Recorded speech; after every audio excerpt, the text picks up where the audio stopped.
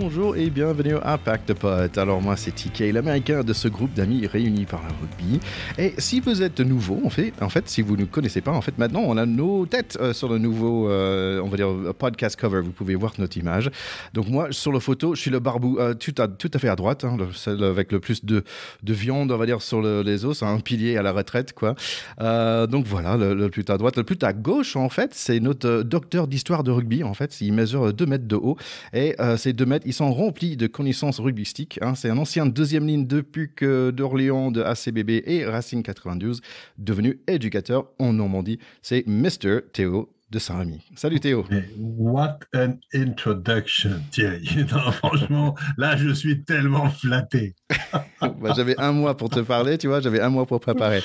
Et pile au milieu, c'est pas Malcolm in the Middle, mais c'est le plus jeune de notre pack. C'est le seul qui joue toujours, hein, deuxième ligne, comme on les aime bien. Il adore les mêlées au rugby, mais aussi il adore les mêlées au Hellfest. C'est notre delightful dreadeux, c'est Charlie Bayer. Salut mon Charlie. Salut mon ticket. Ouais, j'aime bien l'intro aussi, j'aime bien l'intro. Ça fait très UFC. Tu sais. Voilà. Allez, ça fait un bon moment, on s'est pas vu. Pour tous nos chers écouteurs, on a fait plein d'épisodes déjà sur ce Coupe de Monde, ce fabuleux Coupe de Monde. C'est notre dernier épisode avant le fantastique France-Nouvelle-Zélande qui va être bientôt. Donc là, en fait, on a plein de choses pour le menu. Mais en fait, je voulais juste, comme on dit en anglais, touch base with you guys, savoir qu'est-ce qui se passe chez vous.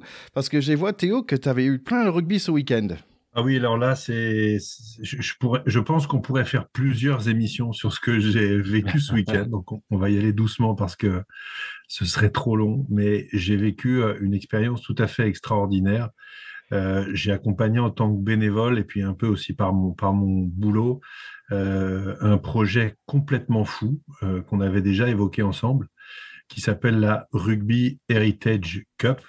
Et la Rugby Heritage Cup, c'est un tournoi mondial de rugby scolaire qui se passe en ce moment dans le Loir-et-Cher, dans un patelin, avec une école qui a des très très grands bâtiments et des grands terrains, et surtout à sa tête un homme un peu fou qui s'est dit, moi il y a la Coupe du Monde en France, le rugby c'est un sport qui est né dans une école, qui est porteur de valeurs, bien sûr de performance et de haut niveau, mais aussi d'ouverture, de pédagogie, de valeurs profondément éducatives pour les enfants du monde entier. Et je veux faire un tournoi qui réunit les enfants du monde entier.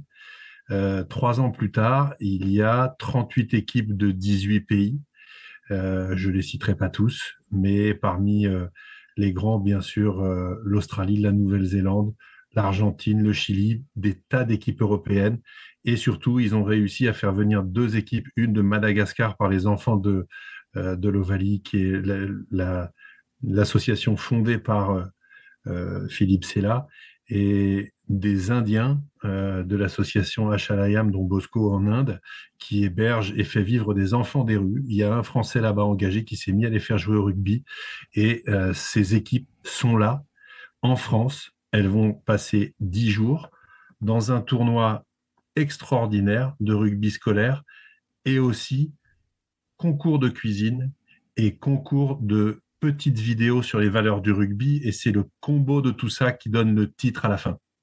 Donc, c'est une expérience absolument magique, puisque moi, j'ai vu des matchs du rugby à 7, sans transformation, 2 mi-temps de 7 minutes. J'ai vu des Japonaises jouer contre des Irlandaises, j'ai vu des Chiliens jouer contre des Gallois, j'ai vu des Tongiens jouer contre des Anglais. C'est une expérience unique, fantastique, fabuleuse. Moi, j'ai été immergé là-dedans, j'avais l'impression d'être au paradis, c'est pas compliqué. C'était magique et fabuleux, voilà. C'est sans doute à ça qui doit ressembler le paradis. C'est ça. Où tout le monde joue au rugby. Ouais. Je vois, tu es emporté par toutes tes émotions, c'est magnifique. Donc, nos chers écouteurs, vous pouvez aller les suivre, c'est Rugby Heritage Cup sur les réseaux sociaux. C'est superbe de ta part de faire ça. Et c'est marrant parce que chaque fois, tu m'envoies des photos, mais je suis désolé, comme moi, au rugby, je suis assez récent, en fait. Parfois, je dis, mais c'est qui? Et tu avais des photos avec certaines personnes. En fait, j'ai eu 2 parrains. Il y a 2 parrains français qui sont Daniel Dubroca et Philippe Sella, qui sont depuis le début dans cette aventure. Et on a 2 visiteurs d'une grande célébrité. J'ai pris une photo avec Brad Thorne, qui était deuxième ligne champion du monde en 2011, Franchement, il est encore très, très gaillard et il se trouve qu'il vit en Australie et que sa fille est à ce tournoi dans le cadre d'une école australienne qui a fait le voyage. Donc, il venait soutenir et voir sa fille jouer, ce que je trouve absolument fou, dans un village du Loir-et-Cher, d'avoir un ancien All Black qui vient voir jouer au rugby, sa fille, avec une équipe australienne. Mais qui peut imaginer un truc pareil? Et surtout, le premier jour, j'ai fait une rencontre, et je vais le dire très simplement, une rencontre qui m'a très fortement frappé par le charisme de François Pinard, qui est le Sud-Africain capitaine des Springboks, champion du monde en 95, qui a reçu la Coupe du Monde des mains de Nelson Mandela. Et cet événement et ce moment a totalement transformé sa vie. Il me l'a raconté. Nelson Mandela est devenu le parrain de ses 2 fils. C'était sans doute le premier blanc à avoir un parrain de ses fils qui était un homme de couleur. Et il est devenu, au même titre quasiment que Nelson Mandela, une icône dans son pays et ailleurs. C'est un type d'un grand charisme, d'une grande gentillesse, et qui a pris le micro au moment du discours de la cérémonie d'ouverture de cette compétition, et qui a dit, voilà, le rugby, moi, je jouais au rugby, et puis j'ai rencontré un homme qui m'a remis une coupe qui a changé ma vie, parce que cet homme avait fait 27 ans de prison, et quand il est sorti de prison, il a eu envie de pardonner, de regarder devant et d'avancer vers l'union de son peuple. Donc, c'est des moments, en fait, absolument fantastiques, extraordinaires, et je resterai profondément marqué par cette rencontre avec François Pinard. Donc, quand je vous dis que je pouvais en parler pendant plusieurs émissions, c'est vrai, je suis désolé, c'est vraiment du lourd, mais c'est fantastique. La compétition, là, se terminera jeudi soir, donc je pense que je vais y retourner pour la soirée de clôture. Et encore une fois, c'est absolument magique, fabuleux, comme dans un rêve, tout simplement. Et je terminerai en disant, l'ambition de l'équipe qui a porté ce projet, c'est de rendre ce tournoi, on va dire, imposé, ou en tout cas faisant partie du cahier des charges des prochaines Coupes du Monde. A priori, pour 2027, il y a une école en Australie qui a levé la main en disant ça a l'air pas mal, ça nous intéresse. Et franchement, faire commencer toutes les Coupes du Monde par un tournoi avec des enfants, pour se rappeler que c'est né dans une école et que c'est aussi et avant tout un enjeu de fraternité que de jouer à ce sport, mais aussi de persévérance, de combat, toutes les valeurs qu'on aime et dont on parle souvent. Ben moi, ça me fait tout simplement rêver. Voilà, donc ce week-end, j'ai un peu réalisé un rêve, et je suis content de vous le partager. Merci, je suis content de t'entendre s'y emporter, donc c'est superbe. Et j'avais pensé, oui, Brad Thorne, en fait, s'il jouait aujourd'hui, il aurait le 2e meilleur nom dans le Coupe du Monde, juste derrière Blair Kinghorn. Tu vois, Tout à fait. Allez, en fait, j'ai pensé aussi à toi, Théo, parce qu'il y a en ce moment le rugby militaire, en fait, et il me semble que, si je ne me trompe pas, la France va être en finale contre Fidji pour le Coupe du Monde de militaire du rugby. Absolument, et ils ont battu les All Blacks en demi-finale. Bon, bravo. Ouais, absolument. Donc, finale contre les Fidji, ça va être à suivre, c'est intéressant. Compétition militaire, c'est aussi une tradition, finalement, de faire des compétitions d'autres dimensions, les 15 militaires, les 15 parlementaires, etc. Il manquait les 15 les 7 des écoles, le rugby scolaire. Ça manquait évidemment parce que c'est là que ça a commencé. Donc, c'est fabuleux, et c'est le sens de l'histoire. Ouais, mais je pensais à toi, comme nos chers écouteurs, si vous ne savez pas, Théo a porté les couleurs de la France pour l'équipe militaire. Mon cher Charlie, j'ai pensé à toi parce qu'il a fait très chaud, et je me disais, est-ce que tu as repris des entraînements? Malheureusement, oui. Ouais, en cuisine, on dit qu'on réduit quand on enlève un peu le gras à la première cuisson. Et en retour de vacances, clairement, là, je suis dans la réduction. Je suis dans une réduction assez dure. Mais c'est très très chouette, sauf que je pense que tu disais tout à l'heure, et c'est très flatteur, que je suis le plus jeune de ce podcast, mais dans l'équipe dans laquelle je joue, je suis loin d'être le plus jeune, et on n'a pas encore repris les contacts, que je me suis déjà bloqué le dos, figure-toi. Donc ça en promet sur la longueur de la saison à venir. Voilà. Tu as beau être jeune, tu as déjà un vieux dos. Et quand on est un joueur de rugby expérimenté, je crois que ça fait partie des risques du métier. C'est ça, c'est le tendon d'Achille des grands, les lombaires, de toute façon. Bon, les gars, pour moi, je suis super content parce que j'ai pu faire un peu de touche, de rugby touche, quoi. Et en fait, c'était super agréable parce que je sais pas quand la dernière fois j'avais pris un ballon dans les mains. Et bien sûr, j'étais avec plein de personnes différentes, de différents niveaux, certains qui n'auraient jamais touché un ballon, mais surtout des jeunes de 20 ans qui courent très très vite. Et voilà, j'avais noté un peu des différences avec, on va dire, ma vitesse est un peu moins bonne, mais j'essaie de faire des passes de temps en temps, donc c'est plutôt pas mal. Écoute, bon, on a fait le petit tour pour nous. Maintenant, c'est le moment pour faire un tour pour la France et ce Coupe du Monde. Juste avant ça, Thierry, j'ai oublié de vous dire un truc très important.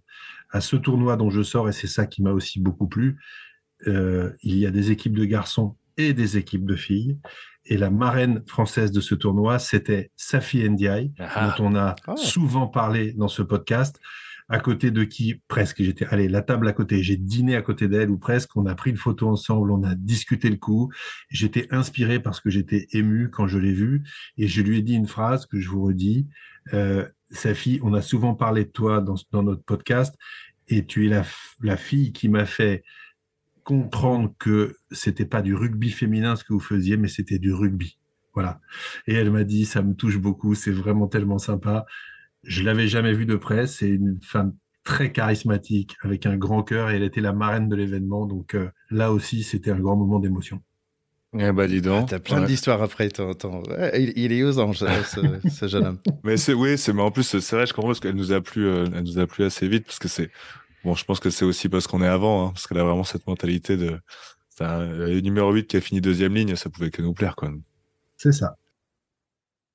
Petite nouvelle pour Pack de Potes. En fait, si vous allez prendre les TGV pour aller voir un match, et si vous êtes potentiellement dans un TGV Inouï, il y a une chance que vous pouvez écouter Pack de Potes parce que j'étais contacté par une plateforme qui met à disposition du contenu pour des gens qui voyagent dans les TGV. Donc, je ne sais pas exactement si c'est déjà en cours et tout ça, mais si vous êtes dans un TGV et vous voyez que vous pouvez nous écouter, merci de nous envoyer une petite photo. Ça nous fera plaisir de savoir que le Pack de Potes vous suit pour vos voyages, pour aller voir les différents matchs de Coupe du Monde. Bon, on peut dire qu'il y a beaucoup de rugby en ce moment, mais en fait, c'est marrant parce qu'il y a même du top 14.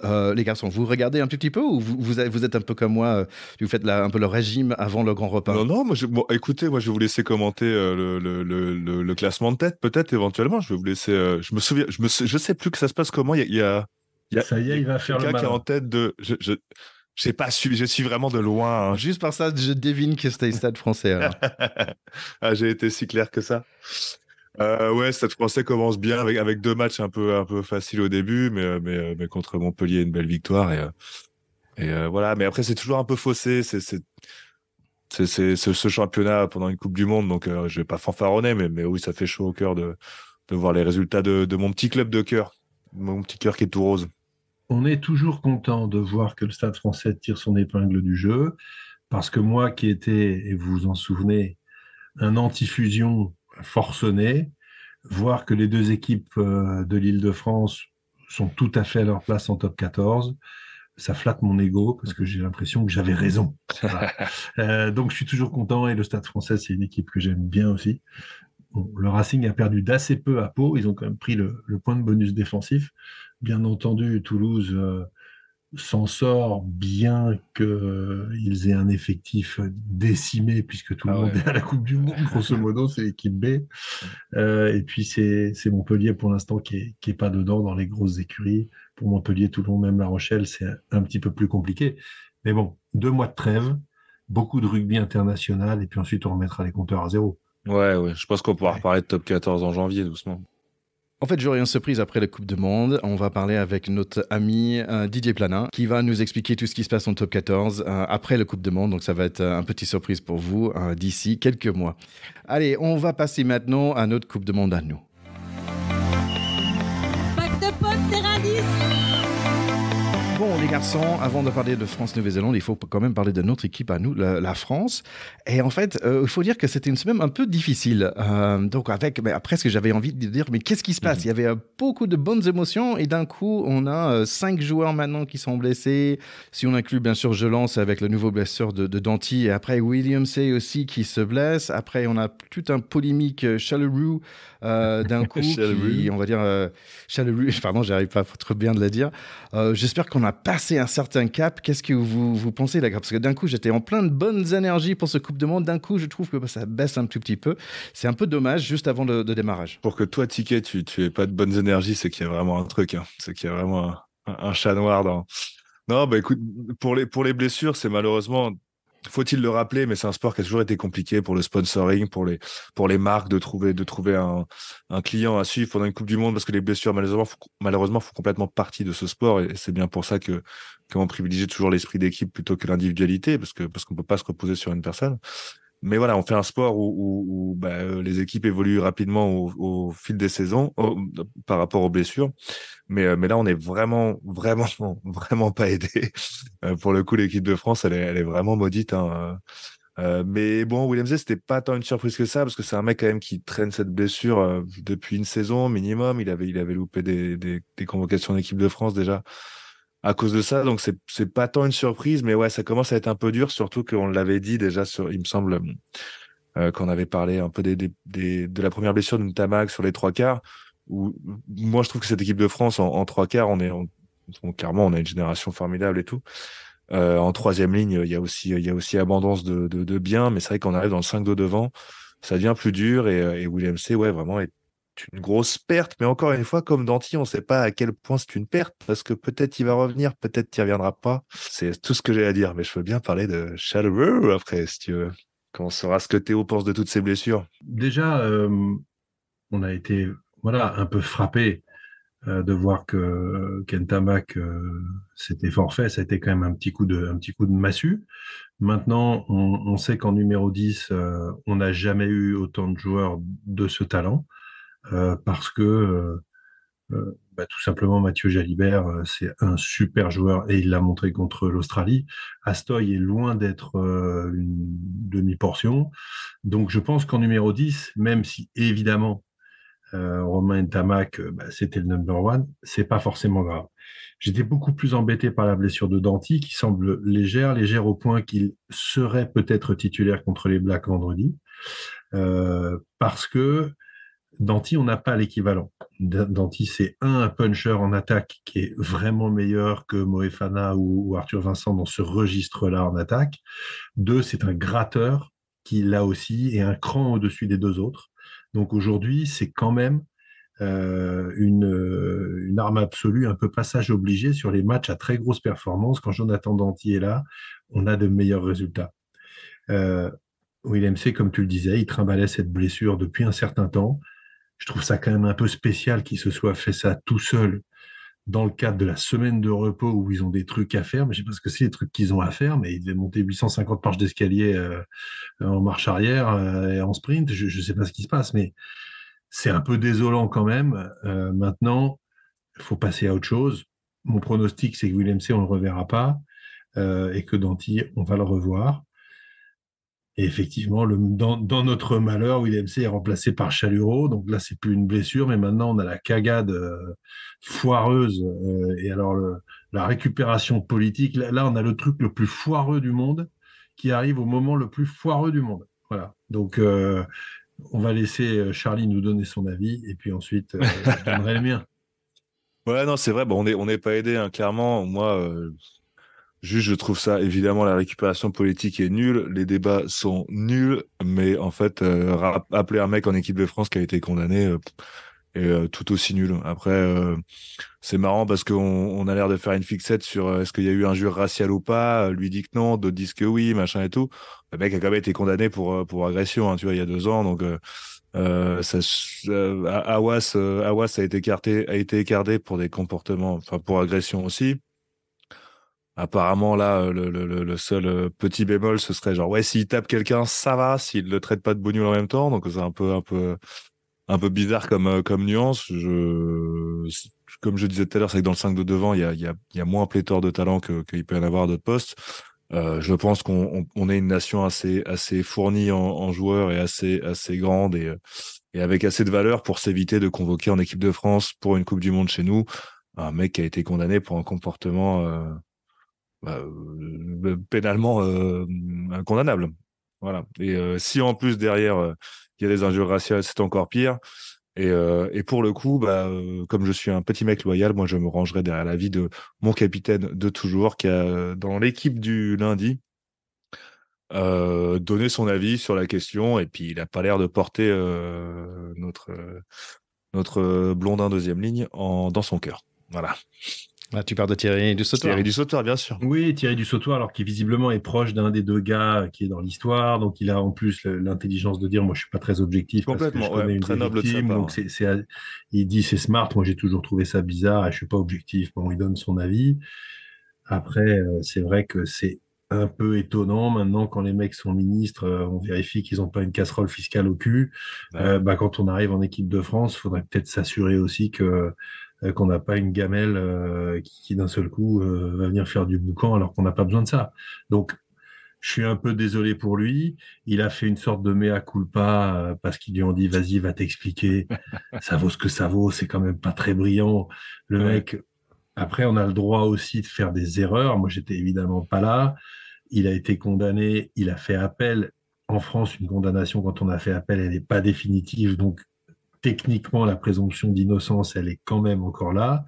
Il dit, j'ai pas nié que je m'étais battu, j'ai réglé mon problème avec l'alcool, et on sait que parfois, on n'est pas blanc-blanc avec l'alcool dans le rugby, donc on a tous vu des mecs pleins comme des boudins après des matchs qui sont capables de faire des conneries et d'en dire aussi. Est-ce que ça fait de lui une ordure finie? Sans doute pas. Est-ce que c'est pas malin qu'il soit là et est-ce que c'est vraiment pas de cul? Ça, oui, malheureusement. Ouais, mais après, tu sais, le fait de. Avec l'appel, ça remet en question les premières condamnations. Avec le nombre d'appels qu'on puisse faire, le temps que la première condamnation soit avérée parce qu'il y a des instances différentes sur lesquelles on peut faire appel, il peut arrêter sa carrière qu'on ne saura toujours pas le fond de cette histoire. C'est ça. Mais voilà, toujours est-il que moi, je ne veux pas me placer en juge de quoi que ce soit, mais d'un point de vue extérieur, je pense qu'il faut quand même pas prendre à la légère des accusations d'insultes raciales dans un sport comme le nôtre qui défend les valeurs qu'on a. Tu dis, et c'est vrai, d'ailleurs on le connaît tous, surtout à niveau amateur, que l'alcool crée des comportements, et cette culture de l'alcool crée des comportements qui sont parfois un peu compliqués dans le rugby. Enfin, je dis des mots très apaisés pour des choses qui le sont parfois un peu moins. Mais oui, c'est vrai, mais autant quand tu es en position de vitrine comme le 15 de France, autant en profiter pour condamner. Voilà, non, complètement. Et en profiter pour avoir une tribune. Évidemment que dans l'intimité, on n'est pas obligé de le mettre à l'échafaud tous les jours. Hein. Mais l'équipe de France, c'est quand même ce que c'est la vitrine de notre rugby. Et on peut filtrer. Voilà. Dans notre malheur, c'est celui qui a le profil du gros costaud pour remplacer William C, beaucoup plus que Flamand ou Woki. Donc c'est ça qui est un petit peu dommage. Le problème de toute cette affaire, c'est qu'elle sorte et qu'elle soit pointée maintenant à une semaine de la Coupe du Monde par des mecs qui sont des hommes politiques, qui font de la récupération à peu de frais, ce qui est quand même particulièrement chiant. Les premiers à avoir ressorti le dossier, c'était quand même Boucherie-Ovalie, hein, qui dès le début ont tweeté... Oui, je trouve ça assez marrant que c'est l'équipe qui vont quoter, entre guillemets, qui vont parler de boucherie dans l'équipe. Oui. Je trouvais ça assez long. Ils devraient quand même contents, les mecs de Twitter, tu vois, donc ils sont contents. Moi, je suis pas, tu vois, même si je suis américain, je suis pas très complotiste, hein, mais moi, je pense que tout ça démarrait, en fait, où l'équipe de France, ils ont mis des casquettes un peu moches, là, mais c'est quoi ces trucs? Les gars, je comprends pas. Je pense que c'est traditionnel. Moi, j'ai pensé que c'était un truc de Nouvelle-Zélande, mais tu vois, les petites casquettes qui mettent, ça s'appelle des capes, c'est une tradition britannique. Qui est associé à un événement ou une année ou une saison ou une sélection. Et à partir du moment où tu appartiens, tu rentres dans cet univers, soit pour une période, soit pour une appartenance à une équipe. Tu fais partie du club quand tu as ta cape. Et donc, en général, pour une compétition, en particulier mondiale, tu as ce petit accessoire, chapeau, casquette, qui vient marquer le fait que tu en es, quoi, que tu fais partie du truc. Donc, c'est vrai que c'est une tradition qu'on a un peu piqué aux Britanniques. Je trouve ça un peu décalé. Moi, je trouverais ça plus marrant qu'en mode franchouillard, ils nous mettent un bon béret basque sympa avec une petite broderie dessus pour prendre le contre-pied. On n'est pas toujours obligé d'imiter les British, mais j'en ai une que j'aime bien puisque en tant qu'ancien joueur du Racing, à un moment, l'association des anciens joueurs du Racing a fait des capes pour tous les adhérents de l'association. de temps en temps, pour faire enrager mes enfants, je la mets. Ils me traitent de tous les noms et ça me fait bien marrer. Voilà. Ça a mérité une petite photo, ça. On a hâte de la voir. C'est possible, c'est possible. Si vous êtes sympa, vous aurez une photo. Allez, si la France est en demi, on y a droit. Promis juré.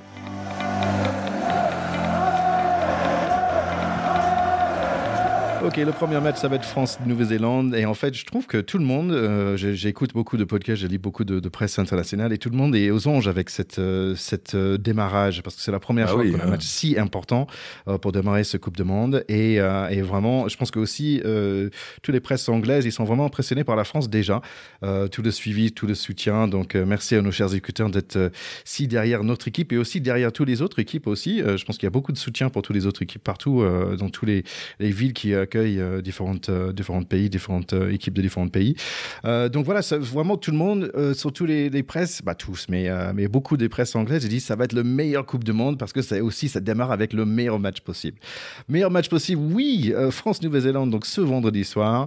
Nous, on sait très bien qu'on a quelques blessés sur notre côté, mais eux aussi, ils ont quelques blessés aussi, notamment Jordy Barrett et Retallick aussi, le deuxième ligne.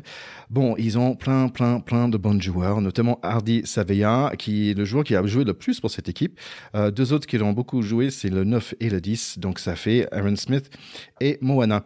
Leur 13 aussi, il a beaucoup de minutes sur le compteur. Ioné. Et franchement, on sait très bien qu'il y a beaucoup de barrettes, même si on a un qui est blessé, il y a deux derrière. Donc, c'est Bowden et Scott. Le seul point potentiellement un peu, je dirais pas faible, mais un point à travailler, c'est la première ligne, je trouve. Il y a De Groot qui n'a pas énormément même s'il a un super nom, il n'y a pas énormément d'expérience avec cette équipe-là. Je pense qu'il est assez nouveau dans cette équipe. Par contre, ça va rester une équipe difficile à battre. Nous, on a gagné le dernier match, si on se souvient bien, c'était chez nous, on était glorieux, mais par contre, les 4 d'avant, c'était moins glorieux que ça. Bon, qu'est-ce que vous pensez, les garçons? On sait que ça va être un super match, mais est-ce que la France on a tout ce qu'il faut pour gagner celle-là? C'est vraiment une affiche de rêve, une affiche exceptionnelle pour démarrer une Coupe du Monde. On sait à quel point les confrontations France-Nouvelle-Zélande en Coupe du Monde ont écrit avec des lettres de feu la légende de la Coupe du Monde de rugby, que ce soit en 99 pour nous, en 2007 pour nous. Et franchement, on sait qu'on est la bête noire des Blacks en Coupe du Monde. C'est pas un match éliminatoire, donc c'est un petit peu moins de pression, on va dire, mais c'est vraiment la confrontation absolument rêvée. J'ajoute effectivement que la dernière fois que les All Blacks sont venus au Stade de France, ils ont pris une défaite relativement sévère, mais si on se souvient bien de ce match, si Damien Penaud n'intercepte pas une passe pour aller remarquer l'essai et repasser devant, on était en train, après avoir fait un départ canon, de se prendre une remontada absolument effrayante. J'étais au Stade de France, c'était un match de fou furieux. Les Blacks qui ont très bien marché dans l'hémisphère sud, au Tri Nations qui vient de s'achever, ont malheureusement pris une raclée absolument mémorable et historique, la plus grosse défaite de leur histoire, il y a une semaine à Twickenham face aux Springboks, qui eux sont particulièrement inquiétants. Donc je dois dire que faire un pronostic sur ce match, c'est quelque chose de vraiment très compliqué, parce que comme tu le dis, il y a des blessés importants des deux côtés, il y a des joueurs exceptionnels des deux côtés. Tu n'as pas cité de leur côté Sam Cane, le capitaine, qui est là et bien là, Bowden Barrett, Will Jordan qui revient, qui sont des joueurs absolument exceptionnels. Et de notre côté, ça fait quand même un petit moment qu'on dit qu'on n'a jamais eu ce niveau de préparation en dépit des blessures et cette capacité à soulever des montagnes. Et je terminerai en disant, n'oublions pas que ce n'est qu'un match de poule et que si on gagne les 3 autres, on sera qualifié quand même, y compris si on perd celui-là. Donc là, c'est marquer notre territoire, c'est lancer la Coupe du Monde et c'est ça le vrai enjeu. Oui, c'est vrai, comme tu dis, en fait, l'Afrique du Sud a montré la dernière fois qu'ils ont perdu contre la Nouvelle-Zélande, mais ils ont quand même gagné. Donc il y a un petit échappatoire, mais peut-être toi, Charlie, tu restes plus positif que ça, tu penses qu'on va gagner celle-là? Oui, moi je sais pas si vous vous souvenez là quand on avait présenté les poules, moi j'étais quand même assez confiant. T'as raison, hein, Théo, de rappeler que ça reste un match de poule et bon, quoi qu'il arrive, on sait très bien qu'il y aura Afrique du Sud, Irlande, Nouvelle-Zélande et France en quart de finale. Hein. enfin, sans être, sans faire preuve de trop de dédain envers les autres. Les incertitudes sont plus dans l'autre partie du tableau, dans la poule C et D, je pense. C'est vrai que c'est qu'un match de poule, mais il y a en effet cette présentation, cette ouverture de Coupe du Monde, cette histoire que tu as rappelé, Théo, entre la France et la Nouvelle-Zélande. Moi, je pense qu'il y a vraiment un gros, comment on dit ça poliment, mais une façon de s'imposer, enfin, une façon de, ça va être un gros marqueur aussi. Je pense que les deux équipes veulent asseoir leur ouais, il y a aussi du standing, quoi. Il y a aussi une présentation, une image. C'est qui est l'équipe de rugby qui va représenter cette Coupe du Monde. Donc, je pense qu'il y a beaucoup. Moi, je reste sur mon pronostic, hein. Je suis très confiant dans cette équipe de France. C'est vrai que pendant les matchs de préparation, j'ai eu des petits doutes et tout. Et puis le match de l'Australie aussi, la première mi-temps était un peu dur. Je voyais une défense qui montait pas trop. Je comprenais pas tout. Mais dès que ça s'est décanté un peu comme du bon vin, j'ai retrouvé un peu cette équipe fantasque et belle et qui nous a fait vibrer. Donc, je garde toute ma confiance. J'ai revu ce que j'ai vu pendant ces fameuses années Galtier, quoi. Ce qui me donne toute cette confiance. Je ne crois pas trop au déclin des All Blacks. Je ne crois pas que leur défaite, certes historique, mais juste après avoir été bon dans dans un Four Nation. Voilà, et dans un moment de préparation, dans des matchs de préparation d'avant Coupe du Monde où on veut pas tout dévoiler ou parfois on veut tester le jeu joueur, ça veut peut-être pas dire grand chose. À part qu'ils vont être énervés pour ce match d'ouverture. C'est peut-être tout ce que cette défaite face à l'Afrique du Sud va nous apprendre. Et c'est un peu difficile. Je pense que ça va être dur. Et en plus, on aura droit à une confrontation très Star Warsienne, puisque nos All Blacks seront évidemment en black, nos Bleus seront en blanc. Donc voilà, le yin, le yang, il y aura deux opposés vraiment qui vont s'affronter. Je pense que c'est un match que de toute façon tout le monde attend et a raison. Ça va être une formidable ouverture pour cette Coupe du Monde et deux grands pays du rugby et de Coupe du Monde auront à prouver que auront à cœur à montrer leur rugby, leur beau rugby. Allez, c'est pas le seul match de ce week-end. Moi, je vais annoncer vite fait les deux équipes. C'est à vous de me donner vite fait la réponse. Allez, la première, c'est Italie-Nambia. Namibie. Irlande-Roumanie. Irlande. Australie-Géorgie. Australie. Moi, j'aimerais bien, je pense que je vais mettre ça sur le. Tu vas mettre un petit billet sur la Géorgie. Ouais. Angleterre-Argentine. Oh, allez, Angleterre. Ça va être bon, celle-là aussi. Japon-Chili. Ah, Japon. Chili, c'est les derniers qualifiés. Japon. Afrique du Sud, Écosse. L'Afrique du Sud doit gagner, mais ça peut être une surprise. Oui. Moi, je vais mettre mon petit billet sur l'Écosse.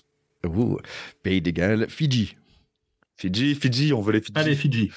Fidji, champion du monde. Donc en fait, c'est super parce qu'on a notre France-Nouvelle-Zélande et après, on a au moins 4 super matchs à regarder. C'est vraiment incroyable. Ça va être vraiment top. Je pense que ça va être fou. Ça va être fou. Après, moi, juste, j'ai parce que je râle tout le temps, évidemment, que j'ai pas tant de positivisme, mais ce petit goût d'injustice, comme pour ceux qui ont écouté les petits rappels de la Coupe du Monde 2019, et Théo avait fait remarquer que le parcours de l'Afrique du Sud était quand même un peu plus simple que celui de l'Angleterre par rapport à cette finale, parce qu'en effet, le jeu des tableaux et des poules avait fait qu'une équipe pour arriver jusqu'en finale doit se taper les grosses équipes et une autre est un peu plus facilitée. Et là, quand même, vache, enfin, je veux dire, la partie du tableau où il y a le groupe C et D qui va ressortir, honnêtement, peut y avoir des belles surprises. Peut y avoir des belles surprises, quoi. Mais celui qui va arriver en finale de ce côté-là aura vachement moins de cicatrices et de flèches dans le dos, je pense, que celui qui va arriver du groupe A ou B. Allez les gars, il y aura beaucoup de super matchs ce Coupe du Monde, mais aussi j'ai pensé, pour la première fois, j'ai envie de faire du fantasy. Est-ce que ça vous tente les garçons? Tu fantas quoi? Fantasy. Mais c'est quoi le fantasy? Bah, en fait, si vous avez, moi, je faisais beaucoup fantasy parce qu'en fait, le foot américain, c'est un sport qui est beaucoup sur les stats, et le baseball et le basketball. Nous, les Américains, on fait du fantasy depuis de très longue date. Et en fait, l'idée, en fait, c'est que tu organises ton propre équipe. En fait, tu as un certain budget, donc tu peux pas prendre tous les meilleurs joueurs de partout. Tu peux prendre que 3 joueurs pour chaque équipe. Et chaque semaine, tu vas dépenser tes sous, tes 100 euros, on va dire, et pour construire une équipe pour la semaine. Et en gros, pour chaque bonne action, ou si par exemple la personne fait un essai ou ce genre de choses, tu as des points.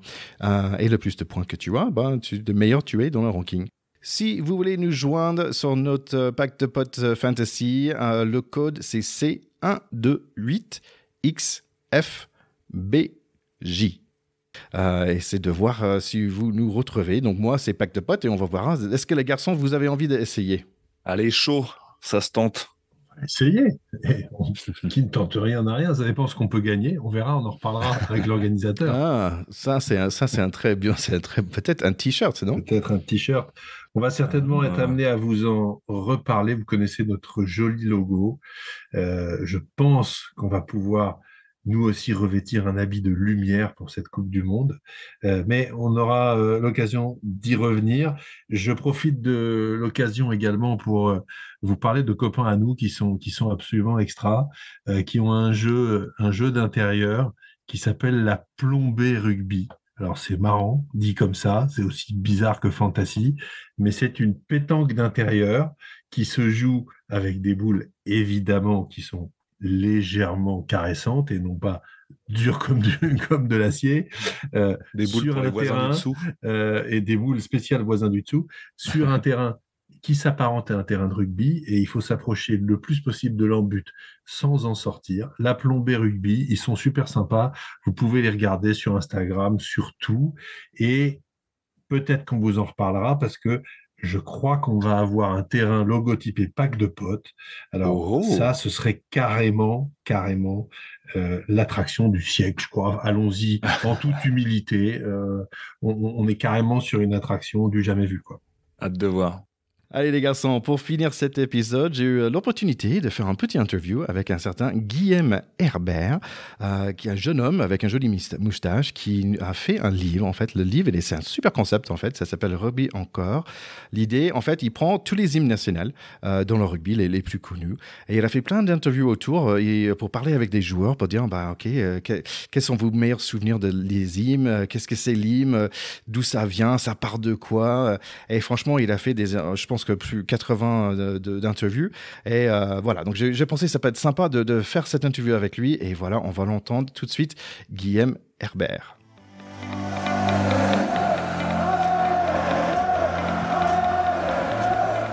Alors aujourd'hui, nous sommes vraiment très contents d'avoir avec nous un certain Guillaume Herbert. Guillaume qui est l'écrivain, qui a écrit un livre qui s'appelle Rugby Encore. C'est Rugby Encore, des hymnes et des hommes. Et en fait, pour être clair, c'est pas le corps comme le corps, mais c'est plutôt les hommes qui chantent.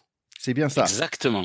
C'est tout à fait ça, bravo. Et merci pour la prononciation très correcte de mon prénom, puisque même les Français ont parfois beaucoup de mal à le prononcer. Et c'était parfait. Ah bah c'est assez drôle, je voulais en parler parce qu'en fait pendant des années je disais Guillaume, Guy Adair en fait, et finalement c'est mes autres potes de pack qui m'ont bien corrigé là-dessus. Ils disent non, toi t'es américain, t'as un peu de droit, mais chez nous non, c'est Guillaume. Donc c'est pour ça que j'arrive à la prononcer. Donc enchanté, je suis content de t'avoir sur l'émission et c'est intéressant, je voulais t'avoir aussi parce que c'est vrai que le rugby et le chant, ça va super bien ensemble. Exactement. C'est vrai qu'au-delà des hymnes nationaux, on aime chanter, qu'on soit joueur de rugby ou supporter de rugby. C'est quelque chose qui est assez traditionnel finalement. Et les hymnes, effectivement, au moment des matchs internationaux, sont un moment absolument incroyable. Et c'est ça que j'ai voulu raconter dans ce livre. Ouais. Ouais, c'est super idée parce que moi, en tant que j'ai commencé à jouer le rugby assez tard, j'avais 32 ans et d'un coup, après un match, tout le monde commençait à chanter dans les vestiaires. J'ai dit mais qu'est-ce qui se passe quoi? Dans tous les sports que j'ai joués, on n'a jamais chanté dans les vestiaires comme ça. Et bon, bien sûr, des chansons un peu païens et tout ça, c'était quand même magnifique. Donc en fait, d'où ça est venu en fait cette idée pour cette chanson? Est-ce que tu peux expliquer un petit peu qu'est-ce qu'il y a dans le livre et d'où ça vient? En fait, moi, j'ai toujours été un supporter de sport en général, ce qui veut dire tout ce qui est autour du sport. Et donc, j'ai toujours regardé les matchs de rugby, de foot, de basket, à partir du moment des hymnes, parce que je sais pas, ça me parlait. Je suis un tout petit peu musicien pour ma part, mais un tout petit. Hein, je suis un saxophoniste très très amateur. Et du coup, j'ai toujours aimé le côté musical et le côté ferveur et le côté passion que les joueurs et les supporters peuvent mettre dans ce moment.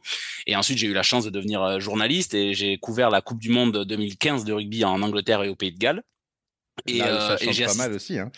Et voilà, exactement, au Pays de Galles, qui est un pays particulièrement de chanteurs. Et du coup, j'ai eu l'honneur et la chance d'assister à un quart de finale entre l'Irlande et l'Argentine. C'était au lendemain de la déroute des Français contre les Blacks. Et du coup, j'ai eu la chance d'être au Millennium Stadium, toit fermé, et avec ces deux peuples fantastiques, avec en plus deux hymnes complètement différents. L'hymne irlandais, où on a vraiment envie d'être bras dessus, bras dessous, et l'hymne argentin, où vraiment c'est de la ferveur, c'est de l'émotion à l'état pur. Et je me suis dit, tiens, il y a peut-être un truc à faire pour demander aux joueurs qui sont au milieu du terrain, là, qui sont au milieu de la fournaise, qu'est-ce qu'ils peuvent penser au moment de chanter leurs hymnes avant 80 minutes d'un combat international intense. Ouais, c'est super. Et en plus, ces deux-là, c'est génial. C'est de shoulder to shoulder des frères en vert. Et après, le corps, ils tiennent tous par la maillot des Argentins. Ils pleurent en chantant leur hymne. C'est vraiment magnifique. C'est superbe comme idée. Mais comment tu as eu l'opportunité? Je vois les gens avec lesquels tu as parlé. Bah, en fait, chaque pays, il y en a deux ou trois qui sont magnifiques. On va pas tout nommer, mais Jason Kobe, Kempes, Philippe Sella, Michalak, Doussatoir, Zebo. Mais c'est incroyable. Paressé. Comment est-ce que tu as eu cette opportunité de parler avec eux tous? Alors du coup, moi, dans ma carrière, j'ai été journaliste pour l'équipe 21, puis pour Canal+. Et j'ai traité du rugby à Canal+. J'ai créé un petit programme qui s'appelait Cadrage Débordement, ce Ouais. qui me faisait aller, en fait, pour le Canal Rugby Club, ce qui me faisait aller toutes les semaines dans 3 clubs de top 14 par semaine. Ce qui fait que j'ai tissé des liens avec des joueurs en privé, mais aussi avec des clubs et des attachés de presse de clubs. Et la grande ressource du top 14, c'est qu'elle a accueilli dans ses rangs à peu près toutes les nationalités. Donc il y a des joueurs que j'ai contactés de manière directe. J'ai demandé des contacts aussi à des collègues journalistes, hein, faut pas le cacher. Et il y a aussi des clubs que j'ai contactés. Voilà, tu parlais de Sergio Parissé. Sergio Parissé, j'ai demandé à Pauline, l'attachée de presse de Toulon, de me caler un entretien avec lui en lui expliquant. Et il a répondu favorablement. Et après, j'ai eu des grands coups de chance. David Campese, tu l'évoquais aussi, l'Australien aux plus de 100 sélections, l'un des premiers joueurs, je crois, de l'histoire à avoir dépassé 100 sélections. Je l'ai contacté sur Facebook. 10 minutes après, il m'a répondu. Il m'a dit appelle-moi. Je suis confiné dans une chambre d'hôtel. J'ai rien à faire. Et j'ai passé 1 heure au téléphone avec David Campese. Donc j'ai eu des moments incroyables de chance, beaucoup de moments aussi pas de galère, mais où il a fallu faire mon boulot de journaliste, c'est-à-dire de relancer très souvent les gens. Mais finalement, j'ai 61 entretiens, je crois, Wow. de 12 nationalités différentes, de joueurs de 12 nationalités différentes. Donc ouais, ça a été un immense privilège de pouvoir côtoyer, du moins en visio, tout ce beau monde. Ouais, attends, je prends notre Pauline de Toulon, ok. Mais non, mais t'as raison. En fait, moi aussi, pas mal des entretiens que j'ai pu avoir, c'est aussi parce que bon, tu oses un petit peu, tu vas sur LinkedIn, tu dis moi c'est TK, Pack de potes, et en fait, comme tu dis, les gens normalement ils reprennent favorable. Et ça c'est quand même super. Bah, je pense que c'est la chance dans ce sport-là, l'ouverture d'esprit et l'envie de redonner aussi au début de ce sport. Je pense que ça, surtout Serge Batsen, que je pense à ça. Il dit, j'ai envie rugby m'a donné ma vie, donc j'ai envie de redonner aussi. Et du coup, et là-dessus aussi, pardon, là-dessus aussi, la thématique intéressait pas mal les joueurs parce qu'en fait, tous m'ont dit, on m'a jamais posé la question.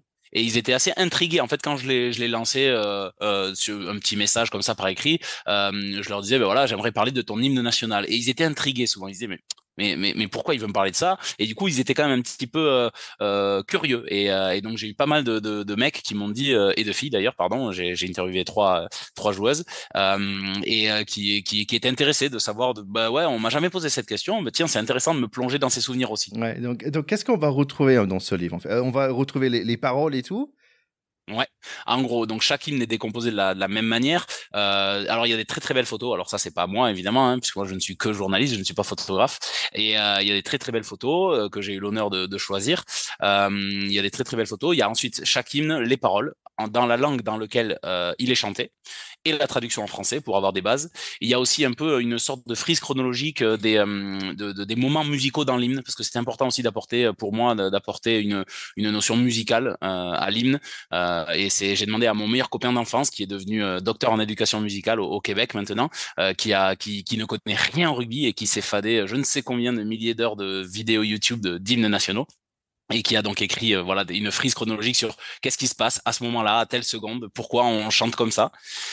Et ensuite un bref historique de l'hymne, de quand il date, par qui il a été écrit, pourquoi et dans quel contexte politico-historique. Et ensuite les témoignages qui est le cœur du livre, les témoignages de entre 4 et 14 joueurs par nation, 4 minimum à chaque fois. Et pour la France, j'en ai interviewé 14 différents, voilà, où ils racontent à chaque fois leur rapport personnel à leur hymne national. Ouais, donc le projet, il m'intéresse énormément. Donc je te vois inspiré par tout ça. Mais en fait, qu'est-ce que tu souhaitais apporter en fait à la personne qui le lit? Alors moi déjà je voulais m'apporter à moi parce que en fait étant fan de ce moment-là des hymnes, j'ai jamais trouvé un peu un recueil où je pouvais trouver toutes les infos utiles au moment des hymnes. Et du coup je l'ai écrit avant tout comme spectateur qui n'a pas le produit qu'il aimerait qui avoir. Et du coup je me suis dit bah tiens qu'est-ce que je me pose moi comme question avant un hymne? Bah tiens d'où ça vient? Pourquoi ça a été écrit? Dans quel contexte? Qu'est-ce que ça peut évoquer aux joueurs qui le chantent? Donc je l'ai écrit dans ce but-là en fait, une sorte de recueil. Alors c'est peut-être un petit peu prétentieux mais une sorte de recueil en fait, de recueil des hymnes, de ces histoires et de ces petites anecdotes aussi, parce que le rugby c'est aussi ça, c'est truffé de petites anecdotes et tous les joueurs en ont une et au moment des hymnes il y en a des savoureuses. Ouais, j'imagine bien. Et je pense que ça t'a apporté beaucoup par la suite aussi, tous ces connaissances et tous ces contacts que tu as pu avoir. C'est super beau.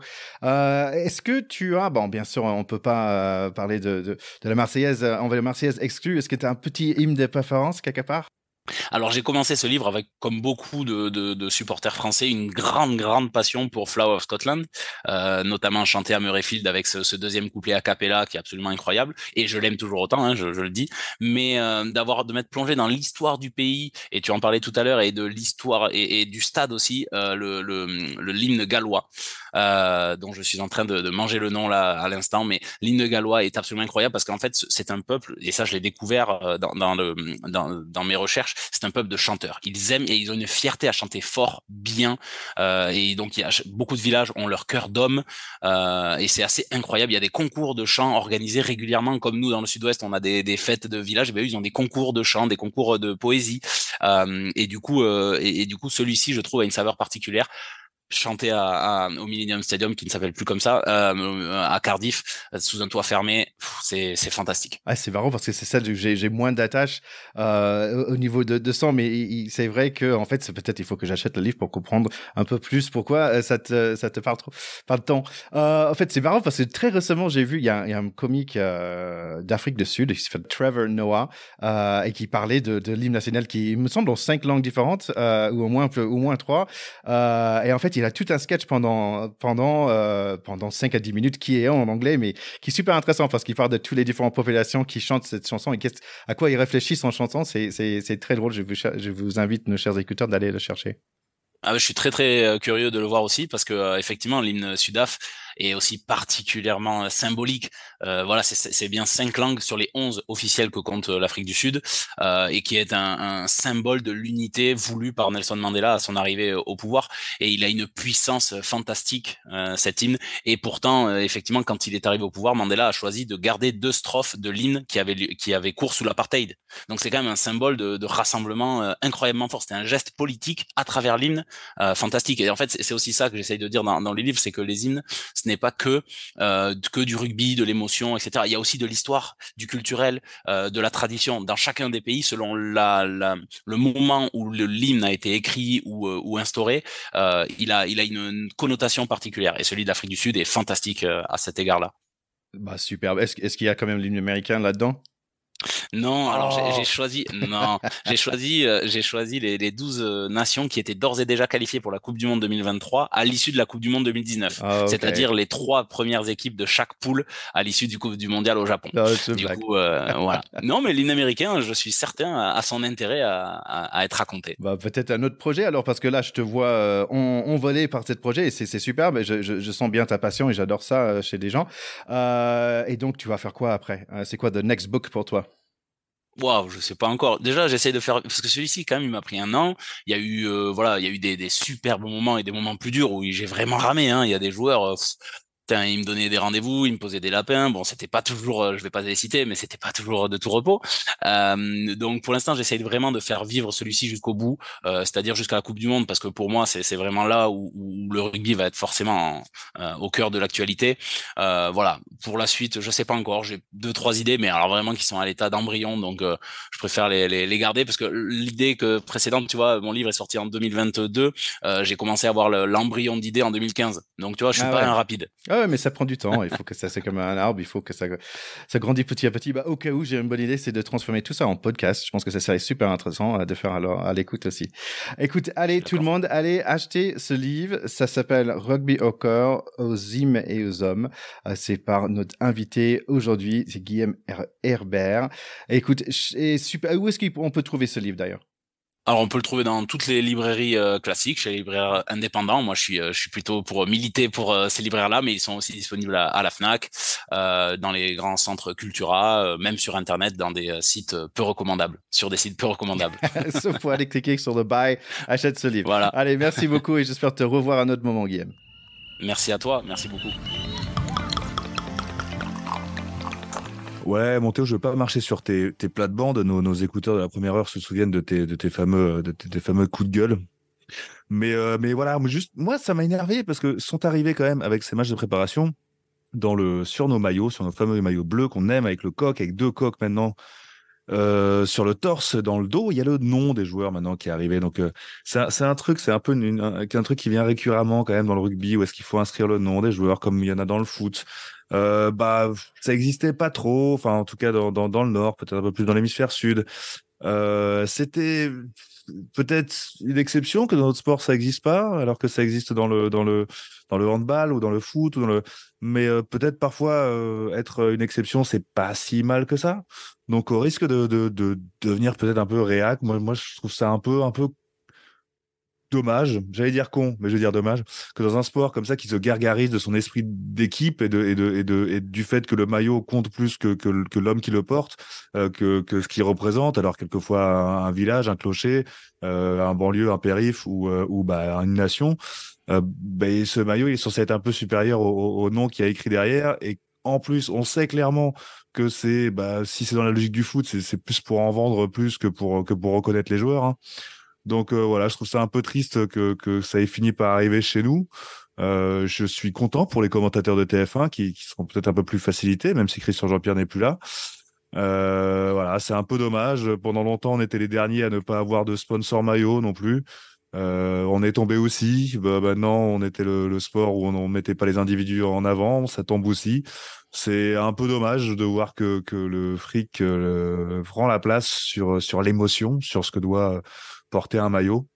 Mais voilà, ça m'a un peu énervé. Et je trouve ça un peu mieux quand même que si on veut marquer les maillots, on n'a qu'à faire comme ce qui va se passer pendant cette Coupe du Monde, à savoir qu'à chaque fois que je verrai les All Blacks, je saurai que c'est un Français qui a designé leur maillot. Et c'est vachement plus intéressant d'attaquer par le design et la création, que par le sponsoring et la pub.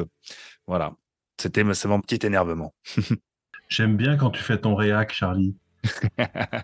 Merci mon cher Théo, merci mon cher Charlie. Comme toujours, c'est un grand plaisir de passer ce moment avec vous. Et on va dire à très bientôt après ce France-Nouvelle-Zélande. À très vite, on a hâte.